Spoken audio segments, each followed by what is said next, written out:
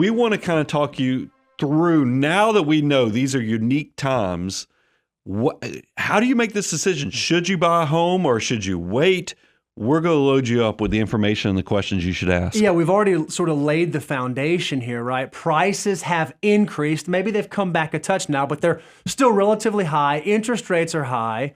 And a lot of people are saying, yes, yes, yes, go buy a home. You need to, or else you're going to regret it. And other people are saying, no, no, no, don't go buy a home yet because the crash is coming. And so for each of us individually, we have to answer the question, should I buy a home? And if I'm going to buy a home, is 2023 the time where I ought to consider doing that? Now, you said something, and this is kind of a throwaway comment from one of our content meetings, Bo, but I thought it was an important one. You were talking to Daniel, and you said, Daniel, every time I've bought a house, because you're on your, third house now? Third house now, yep.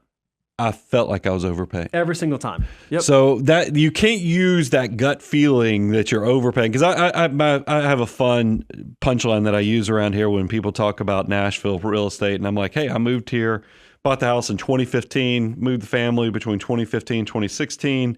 And I felt like I was getting ripped off. Guess what? People are getting ripped off a lot more than I was. So it does. So a lot of people, if you just go by the gut, you're going to be like, man, maybe I should because I've got some life things going on. But then there's other parts of you are very analytical. You'll be like, maybe I shouldn't. Mm-hmm. So let's kind of get into some of the questions as well as the data sections that we can cover on this. So let's talk first, Brian, about the reasons why you might consider buying. And the first one, this one seems sort of silly, but it's a little bit more nuanced than it might sound at the beginning.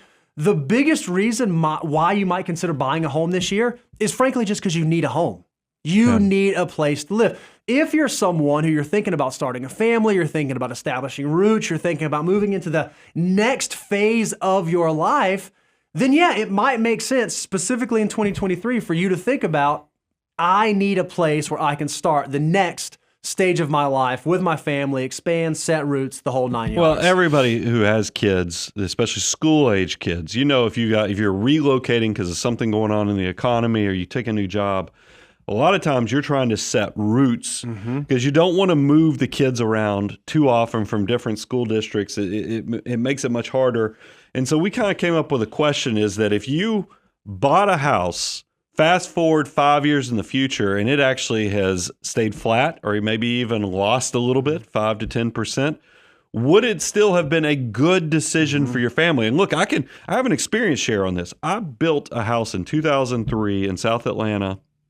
And, if I looked at it just 5 years in the future, I actually would have lost a ton of money because that was 2003. And you add 5 years, I'm looking at the 2008, 2009 real estate marketplace.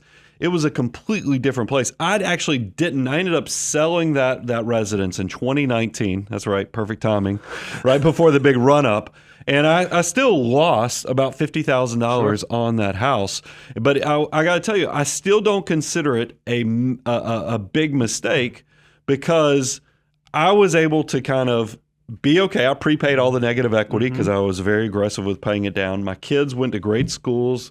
I had a community where I had neighbors and friends. So housing is not only the financial, it's also what does the family actually need? Well, and we think when it comes to a primary residence, we in our minds, we don't think of them as investment assets. We think of them as use assets. There's something we're supposed to use and get utility out of. Well, ultimately, with any use asset, you should not care about the terminal value in the short term. That's exactly what you said. So if you're thinking, okay, if I buy this house right now and 5 years from now it goes down in value and that's going to be bad for me, okay, maybe that's not a great time for you to think about being in that house because real estate markets behave a little bit different than other investment or asset or equity type markets. Yeah, and that's why I think this is a perfect segue to talk about what does a recovery for real estate look like. We know stock markets, you'll hear me talk about all the time, V-shaped recoveries, because what the market sentiment will kind of decouple from value of companies to where things get oversold, people realize it eventually, and then you see that V-shaped recovery. Real estate is a much slower lagging process. It follows what's called a U-shaped recovery. And I was talking about this with the team, is that for a new home buyer who doesn't have school-age kids and has a little more flexibility, it might benefit you to wait to see how the dust settles, because we have so much data coming in right now, is because this is a lagging indicator in the fact that, think about this. Houses went up 40+% during the pandemic period. Yep. So people right now are still rubbing their hands together going, man, I'm making so much money on my real estate. But yet we know interest rates have gone from sub 3 to now we're over 7%. That is going to put a cooling effect on real estate, where people are not going to be as willing to buy property, but it's going to take time for the sellers who are feeling all frothy and excited about the value to kind of realize, hey, there's just not that many buyers that are willing to finance this high of a price home at 7%. So you're going to see a kind of a trickle where all of a sudden somebody will have to sell their house because they're getting relocated or something. So they will sell they'll sell the house for whatever they have to get out of the house because they have to relocate. That will happen once, twice, 3 times, and then people are like, oh my gosh. And then you'll start to see a panic. And that's actually how this drops. And then you won't see, it's always a slow process with real estate versus, like I said, stocks are V-shaped recoveries. So I think I'm going to sound a little bit like I'm talking out both sides of my mouth, because I told you, if you have an immediate need, meaning you have kids that are school age, you're going to be in the property for probably 7+ years, you sometimes have to hold your nose and just make the decision because you have an urgent need. However, in this real estate market where, if you don't have that urgent need, there is likely going to be a benefit to waiting to see where the data, because there's usually an opportunity. This is not like if you miss the opportunity this week, it's gone next week. Typically, real estate is a much slower moving process. You can kind of see how the numbers develop a little bit more. So in terms of answering the question, should I buy in 2023? The first thing you're saying is you need to assess your need. Do you need a home? And then you need to assess the urgency of your need. Do I need a home right now or before the next school year, before the job start or whatever? Or do I have some time to see this out, to see if prices come down, to see if interest rates might subside?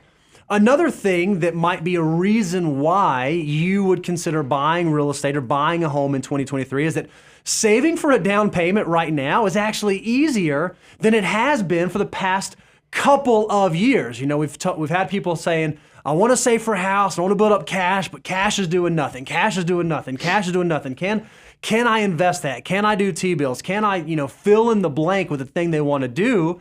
And it's been hard for people to build up that stable base, to build a down payment fund.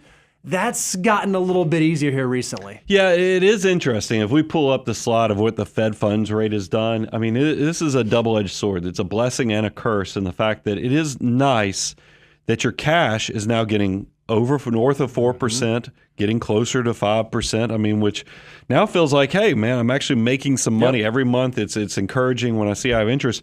But you also have to recognize when you look at this Fed funds rate chart that we have, where you see the affordability of housing is directly correlated, that interest rates now being over 7% on mortgages is in direct relationship to the Federal Reserve raising rates. So this is a gift, but it's also a curse.